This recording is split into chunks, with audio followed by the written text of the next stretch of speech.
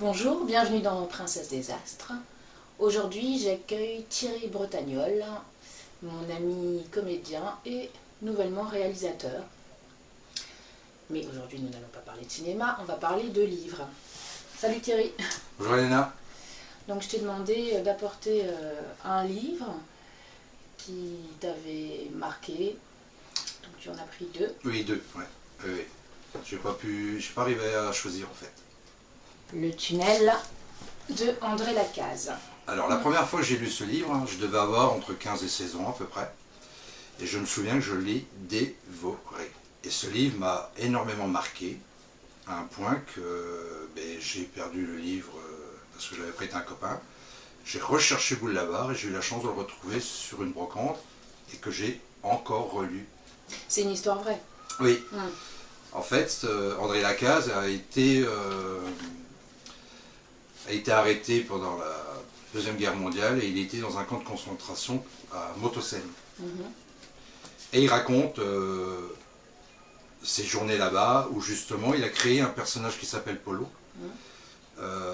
où il y a ses anecdotes à lui, plus tout ce qu'il a vu autour de lui. Ah oui, d'accord. Ouais. Et il a voulu témoigner des horreurs qu'il y avait. Mais il a rencontré un problème, c'est que les gens ne le croyaient pas. Tellement c'était Tellement il pensait, voilà, il pensait que c'était inventé. Et quand il a sorti ce livre, ses copains, enfin des gens qui ont été dans les camps de concentration, lui ont même écrit en disant « mais pourquoi t'as pas dit ça ?» Et en fait, c'est une personne qui a été envoyée avec des milliers d'autres pour creuser un tunnel, d'où le titre « Le tunnel ». Et tout de suite, il s'est rendu compte que tant qu'il creuserait le tunnel, il ne risque pas de mourir. Alors dans des conditions horribles, quoi. Comme on connaît, qu'on a vu dans les films, les camps de concentration. Je le lirai. Voilà, oui. Et puis le second, donc les Orphelins du Mal, de Nicolas d'Étienne d'Orve. Voilà, celui-là, ça doit faire à peu près, on va dire, une dizaine d'années que je l'ai acheté. Et pareil, je l'ai lu, je crois que c'est 4 fois. Ça se passe sur 3 époques. Ce qui m'a interpellé pour le lire, c'est que sont devenus les enfants qui ont été créés, les fameux blonds aux yeux bleus, que sont devenus ces enfants-là après la guerre. Bien évidemment, c'est un roman, mais malgré tout, la fin laisse Songeur. Ouais, j'adore cet auteur. D'ailleurs, j'ai déjà acheté plusieurs livres de lui. J'adore, c'est un historien. Hein. Et voilà. C'est pareil, c'est encore sur ça a rapport avec la Deuxième Guerre mondiale.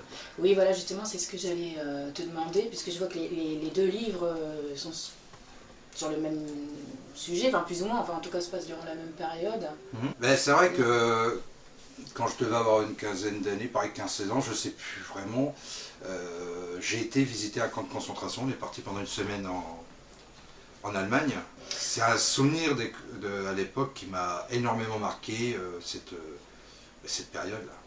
Oui, le fait de se dire que ça a été réel en fait. J'ai lu par contre Primo Levi, Si c'est un homme, où il raconte effectivement l'Holocauste. Le passage qui m'avait halluciné, c'est quand finalement les Allemands se rendent compte que là ils vont perdre, donc ils foutent le camp, en laissant le camp, c'est le cas de le dire, à l'abandon. Ils ne tuent pas les derniers prisonniers qui restent, tout le monde fiche le camp. Eux, ils sont dans des baraquements, ils ne savent pas vraiment ce qui se passe. C'était l'image d'Apocalypse en fait, parce que ça dure quand même un certain temps avant que les troupes arrivent jusqu'à eux et puis les sortent de là, etc. Eux, ils sont complètement déphasés. Bon, ils voient bien que les autres sont partis, mais ils sont toujours dans leur tête prisonniers. Il n'y a rien à manger, il y a de la glace, il y a des feux un peu partout. Enfin, c'était une vision d'Apocalypse, quoi. C'est une période qui m'a toujours marqué.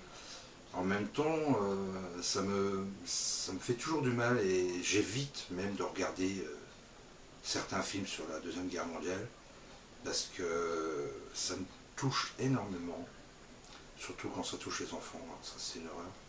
Donc il y a certains films que je suis obligé de ne pas regarder. Je vis le truc et après je mets plusieurs jours à m'en remettre.